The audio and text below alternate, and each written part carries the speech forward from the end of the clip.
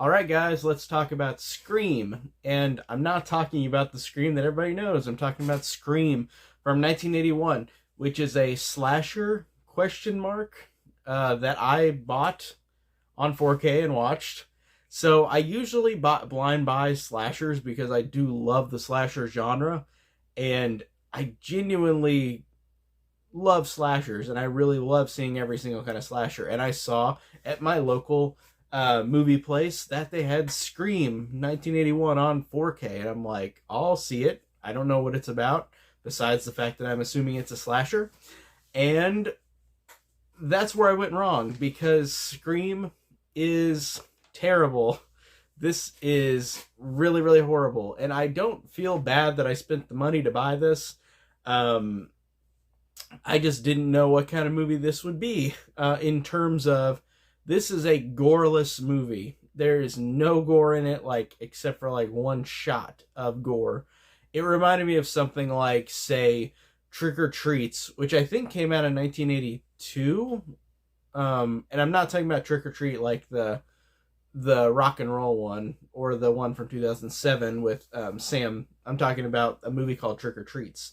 And that movie is very similar to this, where there is one instance of gore in it, and it is surprisingly a head kill, where like somebody gets axed in the head or guillotined in the head.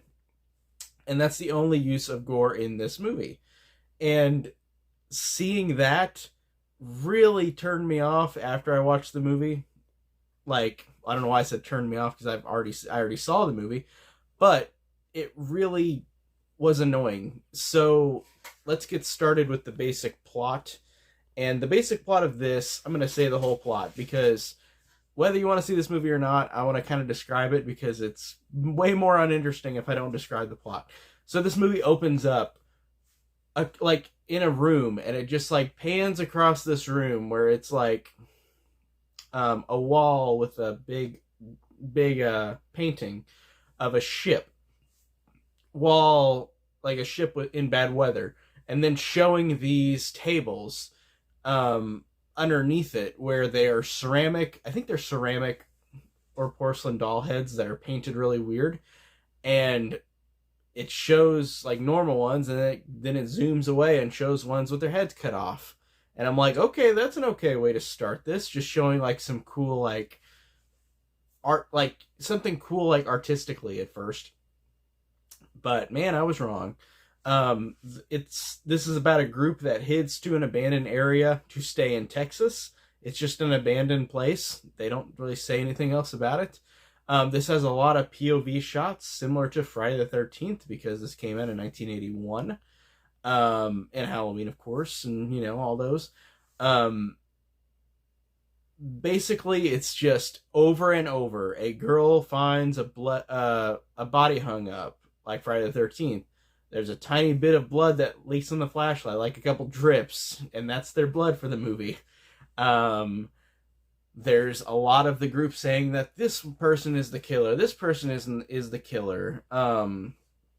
I will give it this: I thought the music score was kind of creepy, but really, that's really stretching. Like, I really cannot find much positivity in this movie. Um, like, there was a couple moments that I thought were okay. Like, there was one kill where like somebody gets killed and the door shuts and there's just the sound of crickets, which I do like that in terms of the 70s and 80s horror movies, where like they're just silence and you hear like just the natural sounds outside. I think that that's effective with horror movies at that time, because they just feel so authentically real, because they didn't have all the all the things that we have now in terms of techniques for working movies, technicals. I don't know what I'm saying. Um, there's one guy that gets hatcheted off screen, and then the next day, a girl gets locked in a room after she needs to pee, and she sees someone sleeping, and it's random. Just what? Um, and then it's so weird that like it's just again about this crew that are eating and licking at each other suspiciously, and they they have another guy who needs to pee in the middle of the night, and he can't find anyone, and then trips over a rock. Um, while exhilarating music plays that's not scary. It's like adventure music, and it's like, huh, okay. Um, and then a random giant spider appears in the guy's arm, and it's like, oh, that's a little be creepy, I guess. Um, like it's, I don't know. A guy makes coffee and then sees blood face in the mirror of his face, and that's it on that. Because he then goes through the wall like the mirror where it's all bloody, I guess. And I forgot that is another instance of blood because there's really not much. There's a line of dialogue where a woman says to a man, "Listen, mister, you can kiss off." And then the guy says, "I'm not listening to you, no damn female." And then her reaction is, "Haven't had enough pain, lol." I mean, I wrote lol. That was not in the movie. They did not use lol in 1981.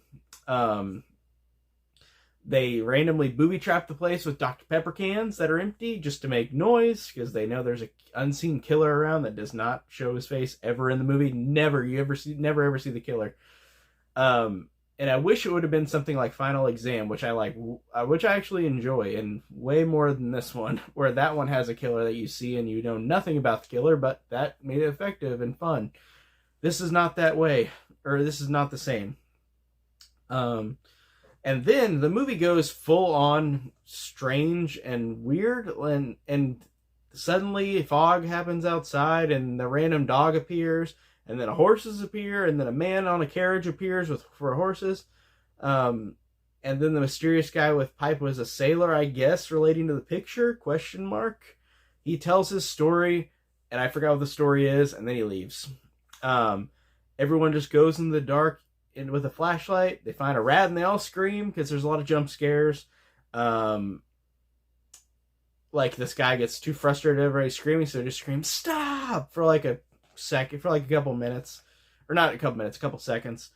Then a guy gets scythed off screen, and then they shoot the killer off screen. The killer's shot and dead, but you never literally see the killer in any way, shape, or form. And then I guess it's a ghost. I guess spoilers for this movie, but I don't think anybody cares. Then the horse guy comes back again, and a random couple appear. And then it randomly cuts back to the opening with the dolls in the room, and it just shows the picture of the captain up above instead of the ship at the end of the movie, connecting to the beginning of the movie. So if I didn't sound like a whole madman describing this movie, that I feel like this movie was just not, like, I didn't understand really what the hell was going on. This was a very odd one. It was not fun at all. Like I said, there were a couple instances of okayness, like the score was slightly creepy. There was one instance of like silence, like when somebody gets killed and the door's shut, and then like it's just the sound of crickets outside. I think that works in terms of the time period it was made because it feels more authentic. But besides those two random little things, this movie sucked. This was horrible, and no gore, and I'm not like a person who can't watch a horror movie if there's no gore in it. I do love horror movies that are goreless.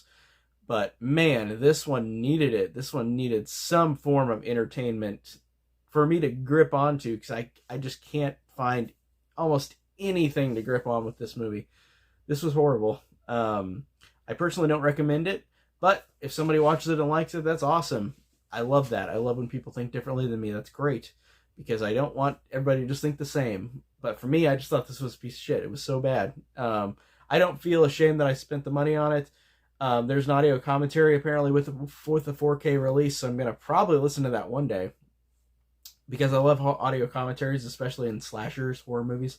So yeah, this one was really bad, and it was pretty easy to describe and pretty easy to tell the plot synopsis, because it's just the same cut and dry slasher, but with no gore and no interesting characters and random stuff that happens, but it wasn't fun. So yeah, this one really was lame.